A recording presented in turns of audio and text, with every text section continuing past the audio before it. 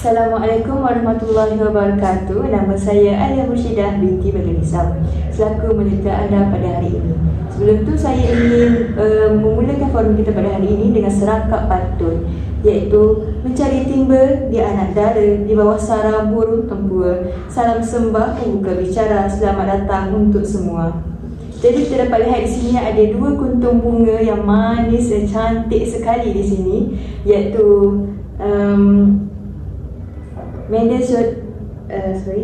personality media sosial influencer dakwah, iaitu Cik Farah. Sila perkenalkan diri. Assalamualaikum warahmatullahi wabarakatuh. Nama saya Farah Natasha Alia binti Nazhar.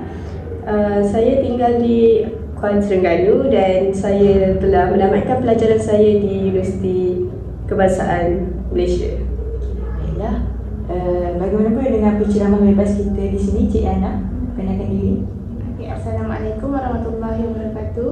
Nama saya Nayana Afifah Zakaria dan saya berasal dari Temenggong Pahang dan saya belajar di Universiti Malaysia Terengganu.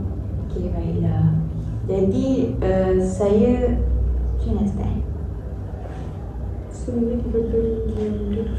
Kedua-dua ahli panel kita ini nampak macam pendiam, baik macam tu kan. Tapi sebenarnya diorang banyak pengalaman tentang ilmu-ilmu agama. Diorang dah menghadapi macam-macam orang dah sepanjang menjadi influencer dan juga penceramah bebas kan. Terima kasih kepada ahli panel kerana sudi meluangkan masa, walaupun saya tahu masa-masa punya jadual sangat-sangat padat kan. Nak pula sekarang musim cuti, memang ramai orang jemput di sana di sini bagi talk apa semua kan.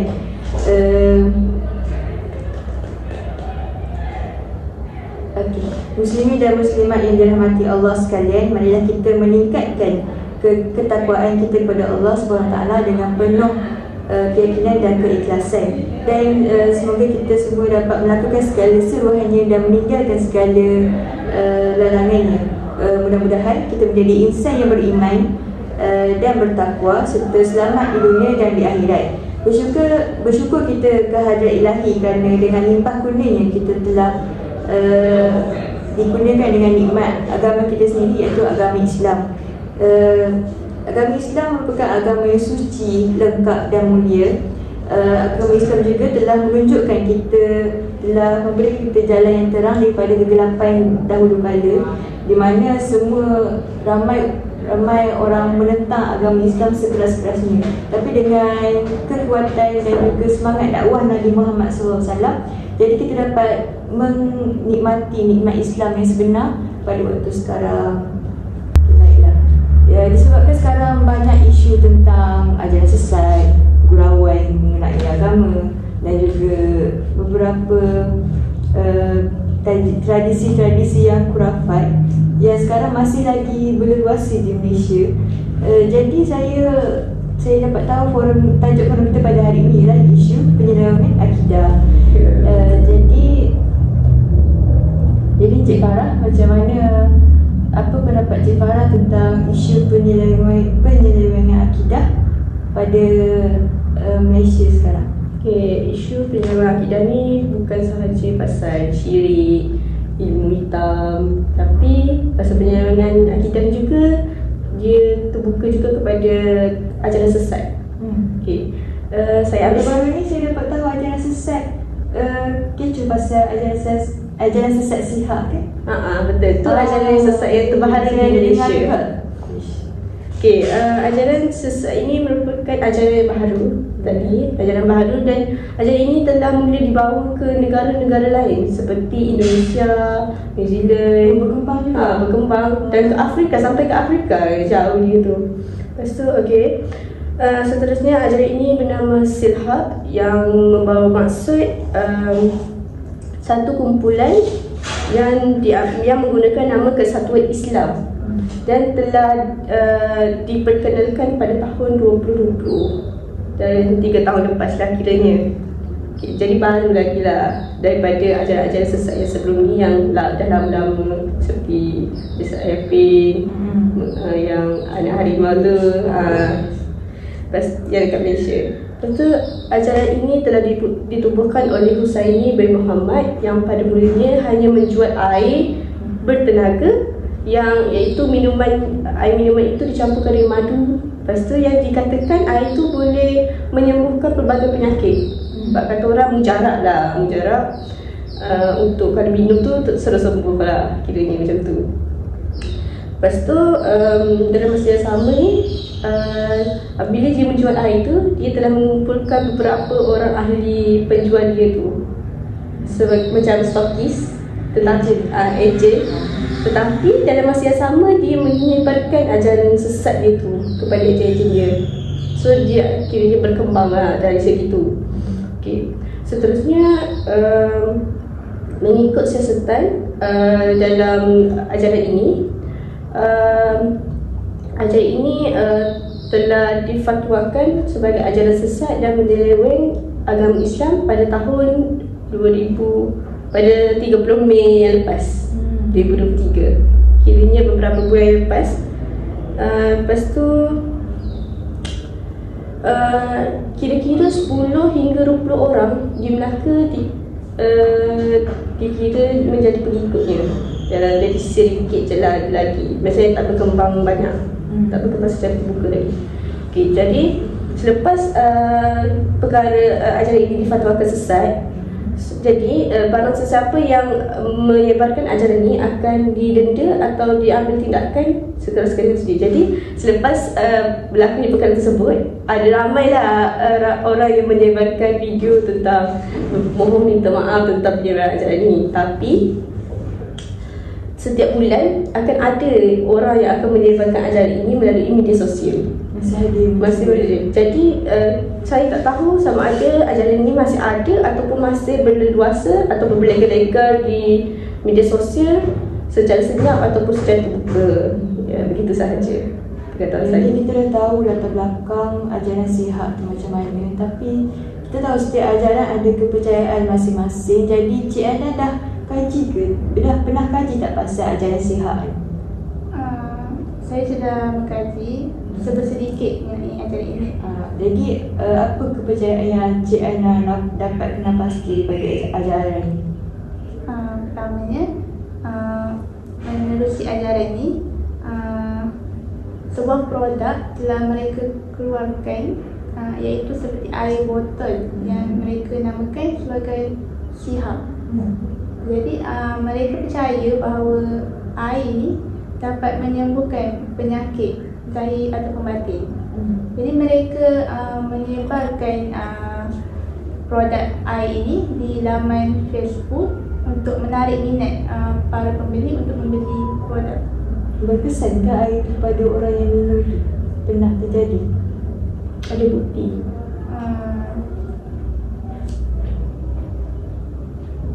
Secara umumnya sebenarnya produk ini tak berkesan pun. Sebab yang kita tahu suatu penyakit tu hanya boleh disembuhkan dengan izin Allah. Betul. Jadi ajaran ni ternyata bahawa kita terlalu bergantung pada air. Terlalu bergantung pada air dan sudah terang menyatakan bahawa ajaran ini adalah ajaran sesat bagi mereka yang tidak tahu mengenai produk itu. Jadi macam mana pula pandangan ajaran ini terhadap Tuhan ataupun Nabi Muhammad? Sebab saya nampak kebanyakan ajaran ni tentu mereka akan jadi sangat-sangat terpesong dengan cara pandangan mereka terhadap Nabi Muhammad ataupun dengan Allah SWT. Jadi macam mana Cik? Menurut yang saya kaji, ajaran ni dia mendakwa bahawa Nabi Muhammad itu adalah Tuhan. Selain itu ajaran ini juga dia mendakwa bahawa Nabi Muhammad tidak mempunyai jantina serta dengan salah tafsir, ada mereka salah tafsir bagi sesebuah hadis.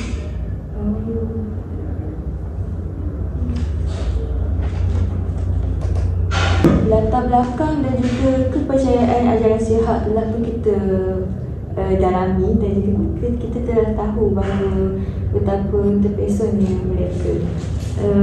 Bila kita dengar balik latar belakang dan juga kepercayaan mereka ni, kita jadi tak terlintas di akal macam mana mereka boleh terfikir untuk berbuat sedemikian. Okay? Kita kena bersyukurlah sebabnya iman kita masih terpelihara dengan bisikan-bisikan yang menyatakan kita ni tiba-tiba anugerah Tuhan ke apa kan.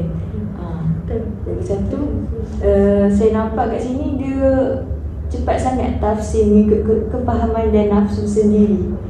Sedangkan kalau kita nak tafsir satu ayat Quran tu, kalau kita dapat membaca itu tidak menjadi masalah. Tapi kalau untuk memahami dengan lebih lagi, ini dikenali sebagai tadabbur. Kita kena ada dengan bimbingan guru supaya tidak mudah terpesong ataupun tidak ada bisikan lain yang mengganggu. Seterusnya, kita telah mendalami isu dan juga kepercayaan. Malaysia juga, seperti kita tahu, Malaysia dah mengiktiraf agama Islam sebagai agama rasmi di sini. Jadi kita sebagai umat Islam, kita kena tahu langkah-langkah untuk mencegah penyelewengan akidah yang berlaku dekat Malaysia ni. Sebabnya kita nak pastikan negara kita ni negara Islam yang dihormati oleh negara lain, yang harmoni dan tak ada sebarang usaha yang berlaku. Jadi Cik Farah, macam mana, boleh tak kongsikan apa langkah-langkah yang Cik Farah rasa kita boleh terapkan dekat Malaysia? Langkah-langkah yang kita boleh terapkan, antara langkah yang boleh kita terapkan untuk membanteras ajaran sesat ni ialah salah satunya menguatkuasakan undang-undang. Sebagai contoh, kita boleh menubuhkan satu jabatan pencegahan ajaran sesat ini sendiri. Jadi hal ini kita akan mengetahui ramai pihak yang telah membantu dalam membanteras isu ni kan. Tapi macam perlahan, sebab jabatan lain ingin menyelesaikan banyak masalah lain lagi. Jadi apabila kita menumbuhkan jabatan pencegahan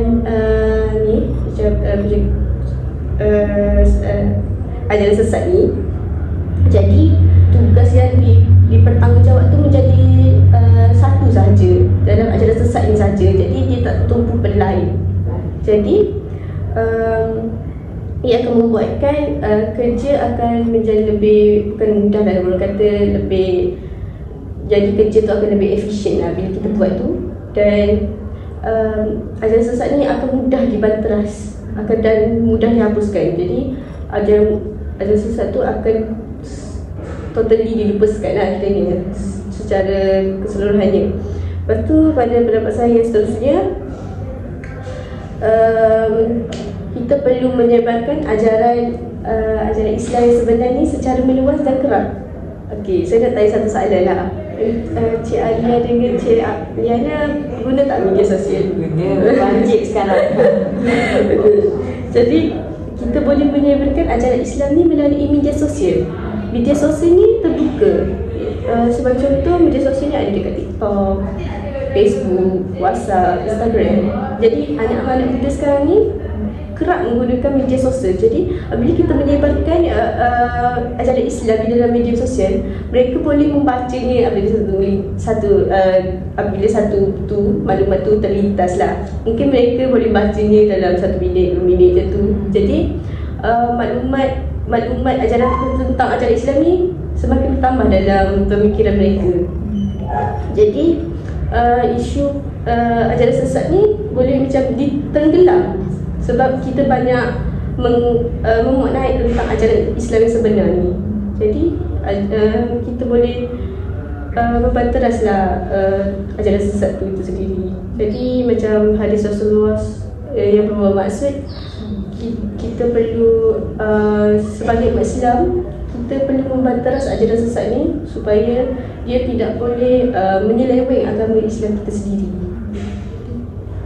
Berdasarkan cadangan Cik Farah, dia kata kita membuatkan undang-undang dan juga kena ada bantuan pada jabatan-jabatan lain juga. Ya, betul. Supaya dengan kita berganding bahu tu sebenarnya kita punya apa bagi tu, motif kita untuk capai satu tu lebih cepat untuk dicapai. Lagi satu, penggunaan sosial media. Sosial media ni lagi-lagi orang yang terpengaruh sangat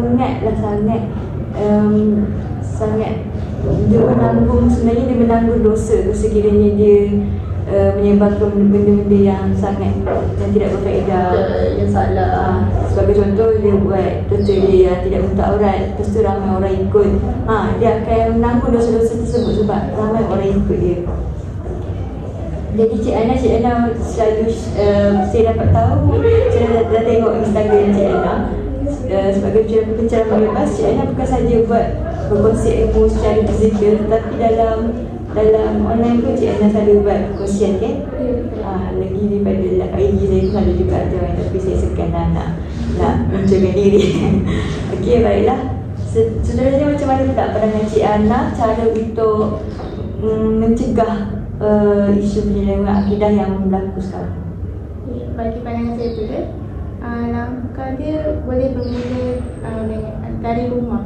Di mana para ibu bapa hendaklah mendidik anak-anak mereka dengan kefahaman Islam yang sebenar. Jadi apabila anak-anak ni dia dah ada ilmu agama dari kecil lagi, jadi mereka tidak mudah terikut dengan ajaran-ajaran yang terdapat di persekitaran mereka, yang mereka dapati bertentangan dengan ajaran Islam yang sebenar yang diajar oleh ibu bapa. Jadi ilmu agama yang mereka ada tu, mereka boleh aplikasikan dalam kehidupan dan menjadi benteng daripada mereka melakukan amalan-amalan yang bertentangan dengan Islam. Jadi mereka dapat menghindar diri mereka dari ajaran-ajaran yang sesat. Selain itu, bagi pandangan saya pula, pihak kerajaan boleh menubuhkan pusat pemulihan akidah, iaitu pusat yang bertujuan untuk memulihkan akidah seseorang yang terlibat dengan ajaran sesat. Jadi mereka dapat bimbingan untuk kembali ke jalan yang benar.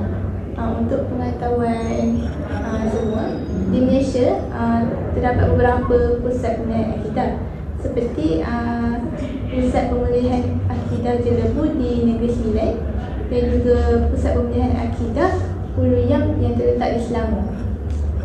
Jadi menerusi program pemulihan akidah ini,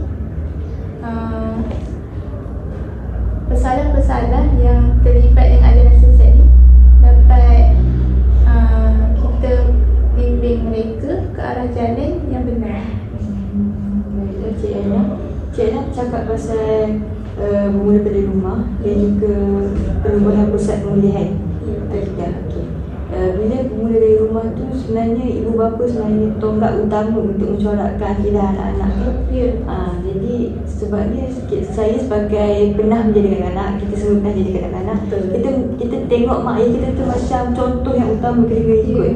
Kita akan ikut apa yang mereka buat, apa yang mereka, kita percaya 100%.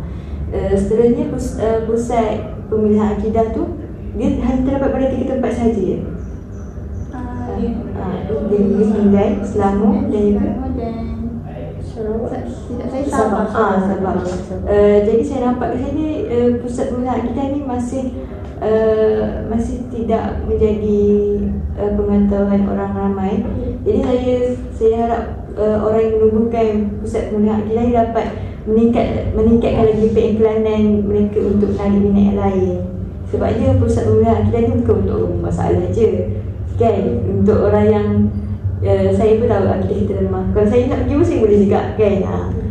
Okay, baiklah, kita dah tahu isu penyelewengan akidah, langkah untuk mencegah kita dah tahu dah. Biasanya kita selalu nampak orang bagi macam-macam tips itu ini kan. Kalau kita dah tahu tips tu tapi kita tak terapkan, tak jadi juga kan. Kalau tak konsisten, tak committed, tak jadi juga. Daripada Aisyah radhiyallahu anhu, dia berkata Rasulullah SAW bersabda, yang bermaksud amalan yang paling dicintai oleh Allah Ta'ala adalah amalan yang berterusan walaupun jumlahnya sedikit. Jadi kita kena tahu juga cara-cara untuk mengukuhkan akidah kita. Walaupun kita buat sikit-sikit, tapi lama-lama tu benda tu akan jadi kebiasaan pada diri kita, dan kita rasa macam kita tak boleh tinggal dah amalan tu. Jadi Cik Farah boleh kongsi cara untuk mengukuhkan akidah? Okay, cara nak mengukuhkan akidah ni sebenarnya ada banyak, tapi saya akan terangkan sedikit sajalah. Boleh. So kita dah kesempatan masa ya. Okay, jadi yang pertama, cara untuk mengukuhkan akidah ialah kita boleh menganjurkan majlis ilmu yang diiktiraf oleh kerajaan Malaysia. Seperti yang kita tahu, banyak majlis-majlis ilmu yang dianjurkan kurang mendapat sambutan daripada orang ramai lah. Jadi pihak kerajaan ni boleh menjemput pendakwah-pendakwah yang terkenal dan ahli agamawan yang terkenal di media sosial. Macam yang kita tahu, macam Ustaz Azhar dan sebagainya kan, yang terkenal. Jadi dia dapat menarik minat orang ramai untuk pergi mendengar dakwah tersebut. Jadi sekaligus bila diorang datang ke majlis ilmu tu, bukan sahaja dapat menimba ilmu, ni dapat pahala juga tau. So bukan sahaja dapat tu, secara sekaligus dapat meningkatkan akidah mereka dan menambahkan keimanan mereka dalam diri. Jadi yang seterusnya, pada pendapat saya, pihak sekolah boleh menganjurkan pelbagai aktiviti dalam bidang akidah ni. Bagi contoh, pada setiap hari Khamis mereka boleh menganjurkan bacaan Yasin.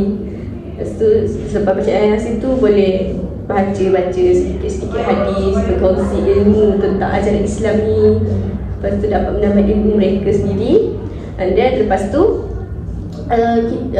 pihak sekolah ni boleh menganjurkan kuis tentang akidah ni sendiri. Okay. Dan pihak sekolah boleh memberikan hadiah atau hadiah lah yang lumayan kepada pelajar-pelajar ni. Jadi pada mulanya para pelajar ni berasa nak menyertai kuis ni sebab dah hadiah kan. Tapi selepas mereka kan menyertai kuis, kena belajar juga kan. Macam kita kena tahu apa tu baru kita dapat menang kan. So jadi daripada diorang belajar tu, diorang akan dapat menimba ilmu lah. Daripada ilmu sekaligus dapat menambah pengetahuan mereka. Selepas itu bila dah terbiasa masuk kuis ni, jadi mereka ingat apa yang mereka belajar tu, kuis apa yang masuk. Dan bukan sahaja dapat memberikan mereka, sekaligus dapat menambah meningkatkan iman dalam diri mereka. Begitulah. Baiklah. Jadi betul lah Cik Farah kata, kita kena jemput pendakwah yang terkenal, tapi kita tak boleh nak abaikan pendakwah yang baru-baru. Jadi kita sebagai umat Islam, kita saudara Islam, kita kena menyokong juga pendakwah-pendakwah baru. Seperti Cik Ana sendiri. Cik Ana pun baru lagi menjejaki ilmu dakwah ni kan. Cik Ana pun dah beranikan diri untuk menyertai beberapa program untuk berikan ceramah pada pelajar sekolah dan juga mana-mana tempat institusi pengajian tinggi. Okay. Seterusnya berkaitan di sekolah, saya juga sangat berminat dengan perkara itu. Sebabnya saya sebagai saya pernah sekolah rendah, sejujurnya saya pun kurang faham sekiranya pelajaran tu dilakukan tanpa contoh, tanpa praktikal, tanpa latihan, tanpa amali. Jadi kalau saya buat benda tu, saya akan faham dan saya akan ingat sampai bila-bila. Okay. Jadinya kata patah menutup mulut bila dia berpunya kan. Jadi macam mana pula pendapat Cik Ana cara untuk mengukuhkan akidah kita? Bagi pandangan saya dulu, cara untuk kita kukuhkan lagi akidah dengan kita boleh memperbanyakkan amalan ibadah dalam kehidupan seharian kita. Contohnya macam baca Al-Quran, sedekah, solat tahajud, untuk zaman sekarang, kita dapat tengok bahawa sekarang ramai orang sibuk kan dalam kehidupan. Tapi kita boleh mulakan amalan ni dengan sedikit demi sedikit. Jadi kita akan, walaupun sikit, kita dapat juga buat amalan seperti amalan sunat ni dengan istiqomah. Jadi bila kita buat amalan ni, kita akan dapat menenangkan jiwa dan secara tidak langsung dapat mengukuhkan lagi akidah kita. Selain itu, kita sebagai umat Islam kena memperbanyakkan lagi ilmu akidah dengan mencari tidak semestinya kita masuk kuliah kan, seperti program ceramah. Ramai sekarang pun dekat dalam media sosial pun dah banyak pendakwah bebas kan. Kita boleh dapatkan ilmu-ilmu tersebut untuk jadikan rujukan. Tapi kita belajar juga untuk takut jadi ajaran sesat pula. Jadi kita kena rujuk dengan orang yang kita boleh percaya untuk full amalkan. Jadi Cik Ana kata kena amalkan amal ibadat ataupun sunnah. Wajib memang kita buat dah. Tapi sunnah, yang sunat tu kita kena buat juga sebagai amalan tambahan. Sebab kita ni banyak dosanya. Kita kena sedar juga diri kita ni bukanlah maksum. Lagi satu, Kebanyakan ilmu pengetahuan. kita kena, kita sendiri tahu kita ni kurang ilmu, akidah iman kita pun tak kuat. Sedangkan Nabi Adam pun tergoda dengan hasrat syaitan ke dalam syurga, insya-Allah. Jadi kita sendiri kena bertanggungjawab ke atas diri kita sendiri untuk mencari ilmu. Kita tak boleh berharap macam ilmu tu datang sendiri. Tak apa, aku tunggu je ustaz tu datang, ustaz tu ceramah aku. Tak, kita tak boleh macam tu. Kita kena cari sendiri, tanya yang lebih berpengetahuan. Okey, baiklah, masa pun telah mencemurui kita. Setiap pertemuan pasti ada perpisahan. Saya pun memang susah nak jumpa Cik Farah dengan Cik Ana. Sebab ni masing-masing berjauh ni. Saya pun berjauh dengan kamu berdua, jadi susah nak jumpa.